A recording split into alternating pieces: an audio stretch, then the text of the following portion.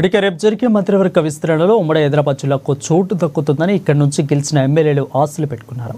ఉమ్మడి జిల్లాలో మొత్తం 10 అసెంబ్లీ నియోజకవర్గాలకు గాను 4 నియోజకవర్గాలలో గెలిచిన కాంగ్రెస్ ఎమ్మెల్యేలు ఖానాపూర్ వెడ్మాబొచ్చు, మంచిర్యాల ప్రేమ్సాగరరావు, చెన్నూరు గడ్డం వివేక్ వెంకటస్వామి, ఇక బెల్లంపల్లి గడ్డం వినోద్ మంత్రి పదవిపై ఆశతో ఉన్నారు. ఇందుకోసం ఎవరికి వారు గట్టిగా లాబింగ్ సైతం చేసినట్లు తెలుస్తుంది. అయితే మొత్తం 6 ఖాళీలకు గాను ప్రస్తుతం 3 భర్తీకి గ్రీన్ సిగ్నల్ ఇచ్చినట్లు తెలుస్తుంది. ఇందులో జిల్లాలోని చెన్నూరు ఎమ్మెల్యే గడ్డం వివేక్ వెంకటస్వామి పేరు ప్రధానంగా వినిపిస్తుంది. అటు ప్రేమ్సాగరరావు కూడా తమ ధీమాతో ఉన్నారు. ఇక మరి రేపు ఇద్దరిలో ఎవరికి మంత్రి పదవి వరిస్తుందో చూడాలి.